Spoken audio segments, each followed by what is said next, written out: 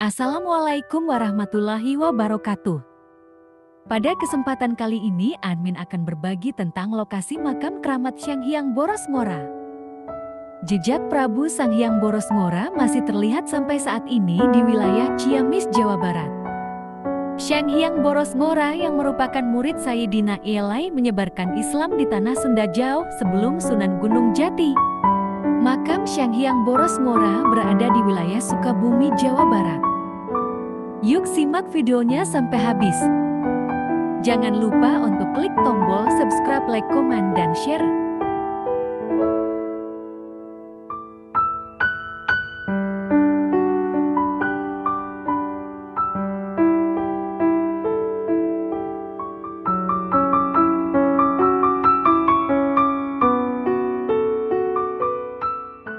Untuk simbol macan itu dua jenis, perempuan laki-laki. Betul.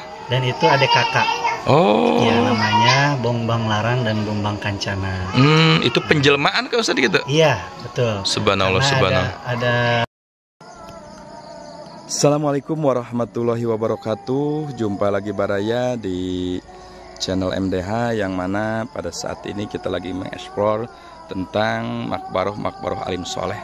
Dan kita sekarang sedang berada di wilayah Sukabumi, dan bertepatannya kita sedang berziarah ke wisata ziarah Raden Boros Ngora, makam kesepuhan wisata ziarah Raden Boros Ngora. Nah, ini adalah tampak sebelum masuk ke wilayah makam. Dan di sini ada sebuah masjid yang belum beres Baraya. Ya, mudah-mudahan cepat beres dan kita juga bisa membantu ya untuk kelancaran ini masjid, dan langsung bisa datang saja ke Boros Ngora ini. Nah, kenapa kita mengekspor ke sini? Karena memang dulu kita pernah ziarah ke Panjalu, situ Lengkong Panjalu. Ternyata sangat kaitan kental banget.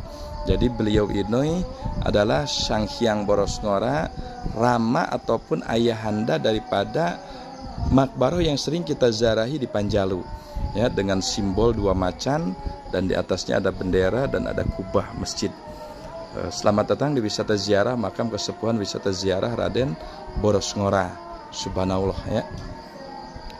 Nah, ini tempatnya sangat indah sekali Baraya dan sudah tertata ya, subhanallah.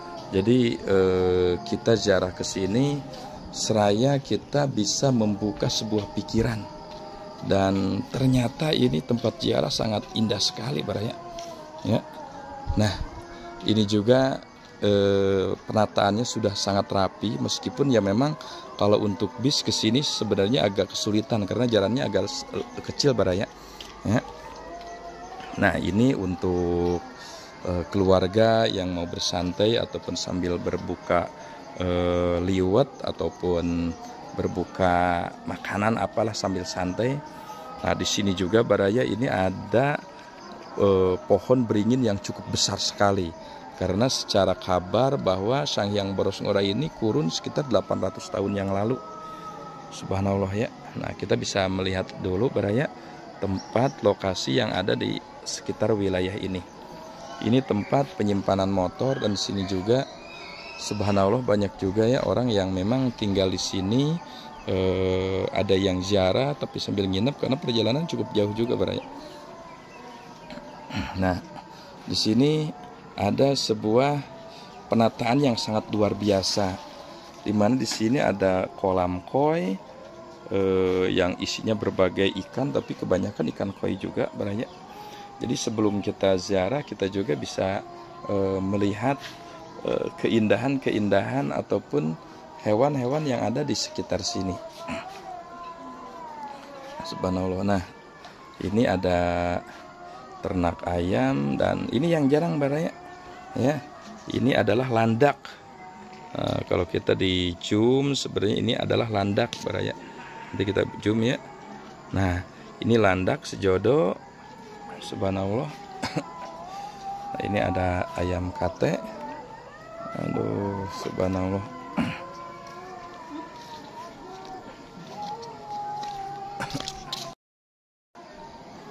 Nah, ini Baraya tempat dimana penyimpanan motor yang sangat luar biasa. Jadi ternyata ini ditemukannya namanya itu sekitar tahun 2008 Baraya, ternyata masih baru ya.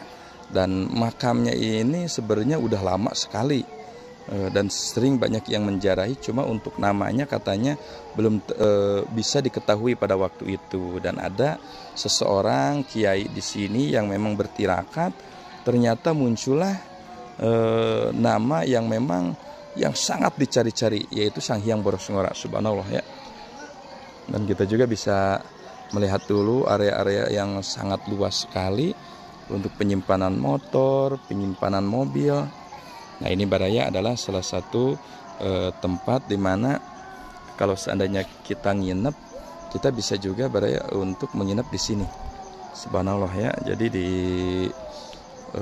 tempat penginapan yang sangat sudah disediakan oleh pengelola di sini dan sangat rapi sekali. Nah, jadi kita sering-seringnya berziarah ya tujuannya kita untuk mencari ridho Allah Baraya.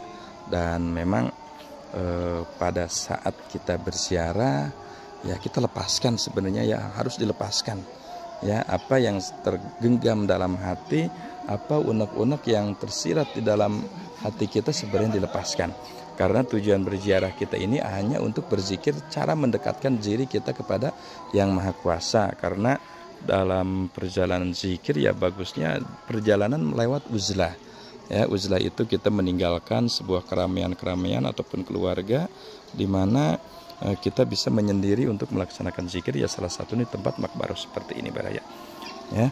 Nah, cuma kita awas kalau seandainya kita di makom asbab, segala sesuatunya kita menekankan kepada doa ataupun kepada apa saja, sehingga kita ada kesan wah gimana ini nggak ada perubahannya, nggak ada kerasanya ya.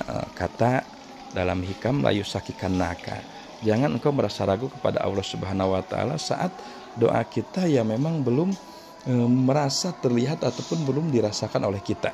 Tetap saja kita yakin terhadap doa, terhadap bacaan kita, terhadap perjalanan kita.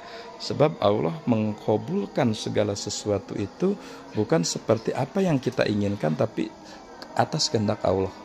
Subhanallah. Nah, ini adalah kantin yang biasa disinggahi oleh para penziarah ya, untuk sambil ngopi ataupun sambil makan mie dan sebagainya.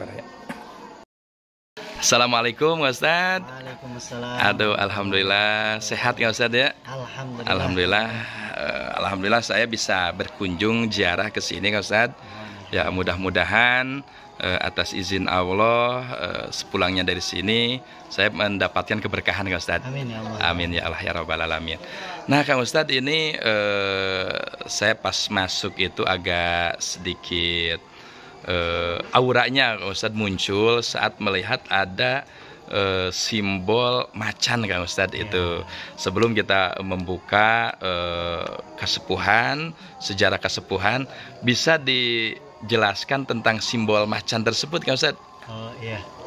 Ya ini menurut guru kami ya, bernama Abuya Kiai Haji Muhammad Zainuddin As-Sujai. Subhanallah. Yang beliau tinggal di Cicurug dan yang pertama kali membuka tempat ini. Ya, keramat di sini karena dulu orang sini bilangnya makam keramat, makam panjang.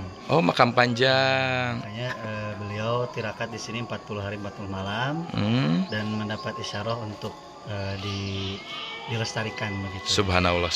Sampai sekarang pembangunan ya tadi sudah dilihat terus berkembang gitu. Alhamdulillah. Doa juga dari semua ya. Amin Ustaz. Mudah-mudahan diberikan kelancaran. Amin ya Allah ya Rabbal Alamin. Untuk simbol macan itu dua jenis, perempuan laki-laki. Betul. Dan itu ada kakak. Oh. Ya namanya Bongbang Larang dan Bongbang Kancana. Itu penjelmaan kan Ustaz gitu? Iya, betul. Subhanallah. Ada dari kisahnya itu melanggar sesuatu. Iya benar. Jadi macan. Subhanallah. Kemudian dirawatlah oleh Eyang Prabu Boros Ngora. Subhanallah. Jadi akhirnya dirawat, kemudian ya menjadi jelmaan, menjadi simbol juga begitu. Subhanallah. Jadi simbol bahwa macan gitu. kekuatan. Alhamdulillah. Itu untuk Eyang Boros Ngora sendiri, Prabu Sanghyang Boros Ngora ya Kang Ustadz. Ya. Hijrahnya ke sini diketahui tahunnya Kang Ustadz. Kalau tahun memang banyak versi ya. Boleh dibuka kan, ada versi dari Cianjur, Betul. versi Cirebon, dan itu sedikit berbeda-beda gitu ya. Iya Jadi masih harus kita pelajari lagi, dan mungkin nanti harus ada pengkajian kembali. Pengkajian ulang ya. Pengkajian Alhamdulillah. Nah ini Kang Ustadz mengenai tadi mendengar bahwa makam ini ditemukan oleh pengarsa Abuya. Nah gimana nih Kang Ustadz nih ini ceritanya nih? Ya, guru kami memang membuka makam keramat tidak hanya di sini. Subhanallah. Jadi udah ada beberapa, hampir 20 makam keramat, termasuk di Banten dan di Pamajahan dan lain sebagainya, juga ada campur tangan beliau gitu. Subhanallah. Tapi kalau di sini termasuk yang di Sajra itu murni dari awal. Jadi dari mulai pembebasan lahan, kemudian pengelolaan, penataan, tata ruang dan lain sebagainya itu beliau. Subhanallah. Dan kalau di sini dimulai dari kurang lebih dari 2005. 2005 ya. 2005. Waktu itu masih di sini masih kebun, masih hutan belantara. Tapi sebelumnya ini makam sudah ada. Sudah ada. Dan sudah ada yang ziarah juga. Iya, sudah ada. Sudah ada. Jadi cuman tadi mungkin sebagian orang belum tahu siapa, makanya orang sini nyebutnya makam panjang gitu, karena kan ukurannya tadi ya bisa dilihat. Betul Ustaz. Dari biasanya gitu. Nah berarti pas mungkin kan kalau untuk di Panjalu itu udah lebih awal dibuka. Betul. Pada waktu itu berarti ada sedikit boleh dikatakan penggelapan sejarah, belum ditemukan seorang ayahandanya gitu, Ustaz. Jadi beliau ini kan asalnya raja dulu. Nah, kemudian oleh ibundanya, orang tuanya disuruh mencari ilmu sajati, yaitu ilmu ma'rifatullah. Kemudian berkelana. Nah, yang didapatkan pertama kali ilmu kesaktian. Jadi ketika pulang itu menjadi jawara. Dan ketika disambut dengan pagelaran kebudayaan saat itu, ada tanda hitam. Nah, ibunya bilang belum ketemu katanya, bukan ini yang harus dicari. Betul. Maka berangkat lagi lah dengan diberikan batok kohok.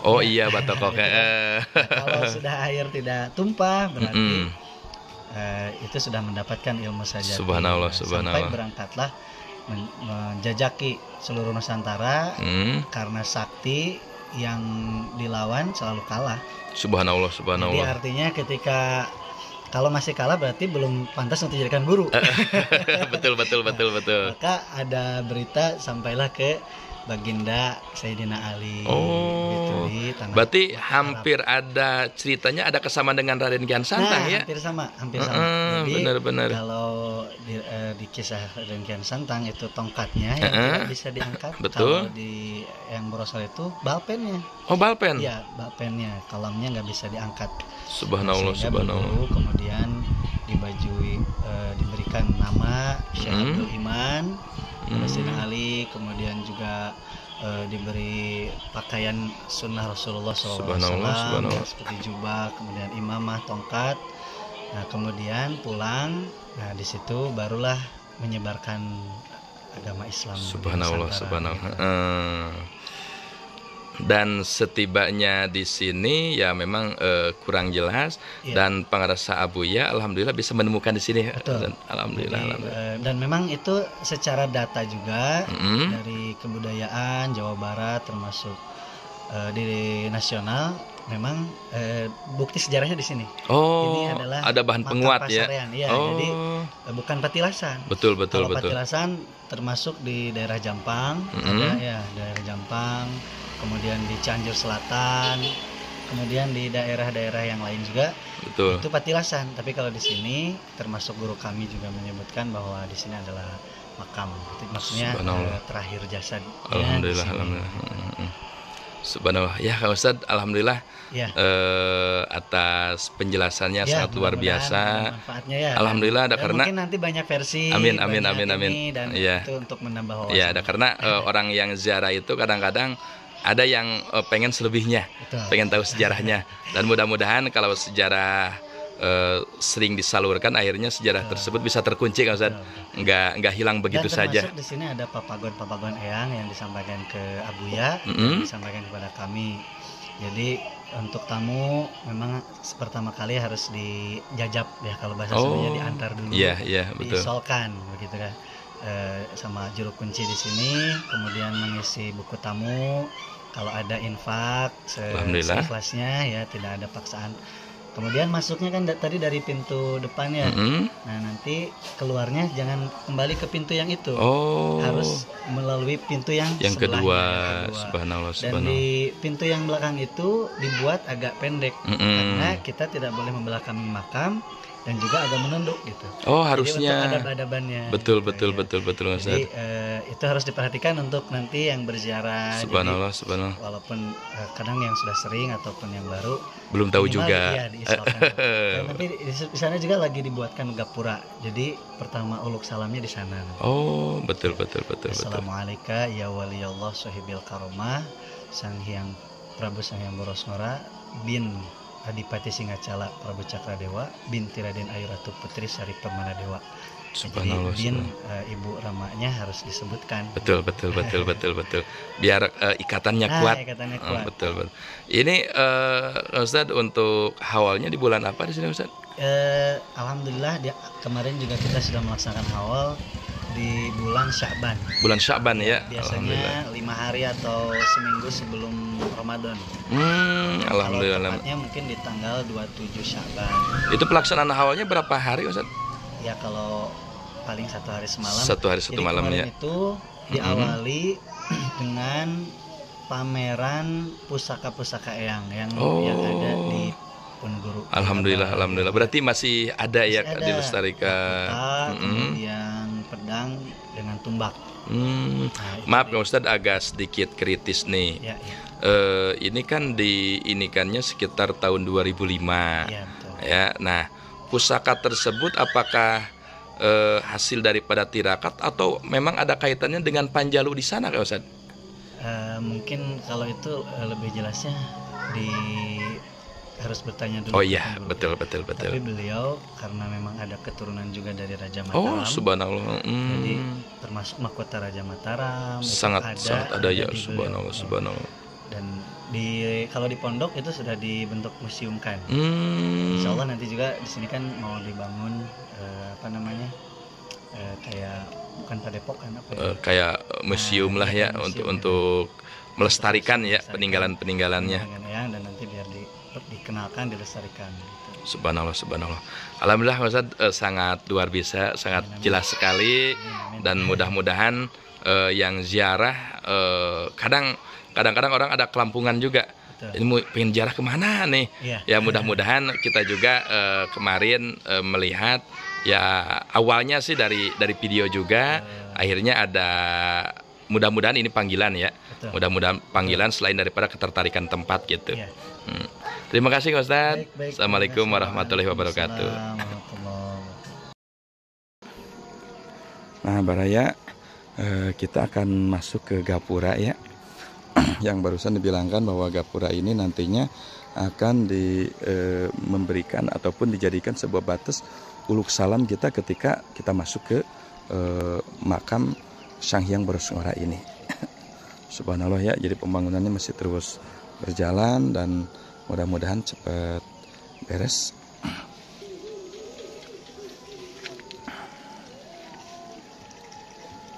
Aduh, Kang Buden. Aduh, di mana ya? Kelapa Nunggalnya mana? Gunung Salak. Alhamdulillah, sering oge penten jadah ka dia Kang. Alhamdulillah. Sok resep sambil eta Kang ya. Mohon. Iya. Di Cianjur. Mohon. Aduh. Hapunten Akang kanten.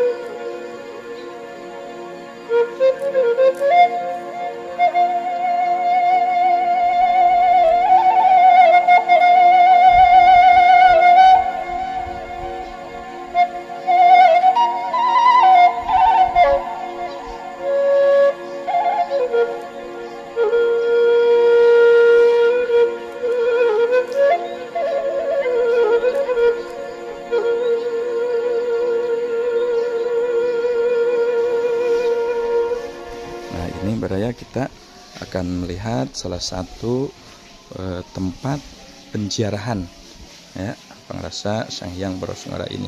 Nah, ini kalau kita ngambil sebuah sejarah, kita melihat dulu dari sini.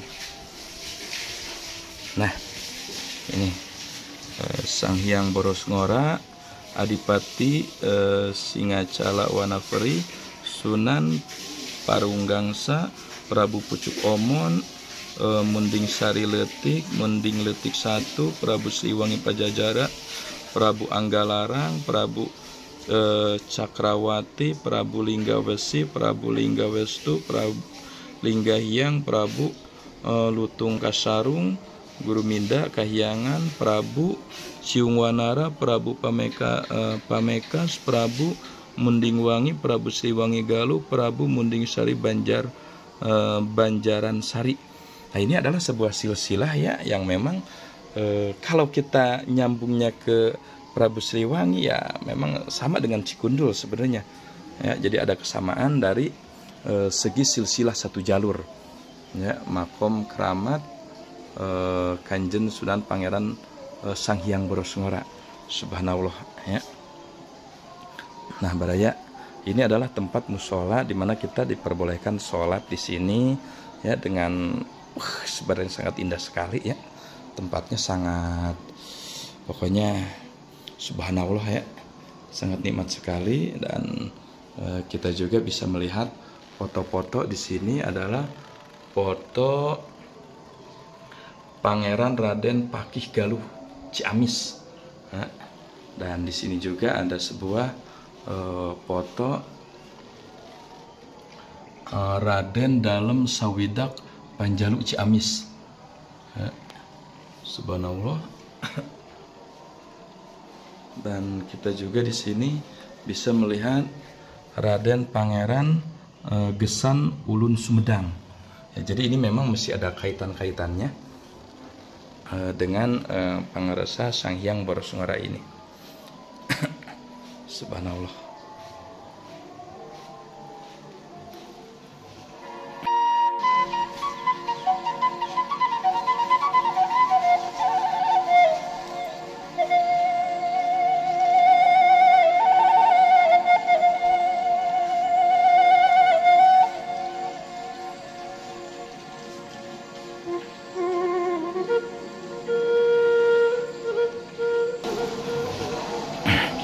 Nah, ini Bismillahirrahmanirrahim. Sebenarnya kita ziarah udah ya Baraya, dan di sini juga ada infak ya untuk para tamu dan buku tamu, tapi tidak ada paksaan ya. Dan di sini juga untuk sholatnya para perempuan ya. Dan ini pembangunan masih terus Baraya. Nah, masih terus ini pembangunan, dan kita juga masuk salam. Ini sedang ada yang ziarah ya. Kita masuk jalur sini, Mbak Raya.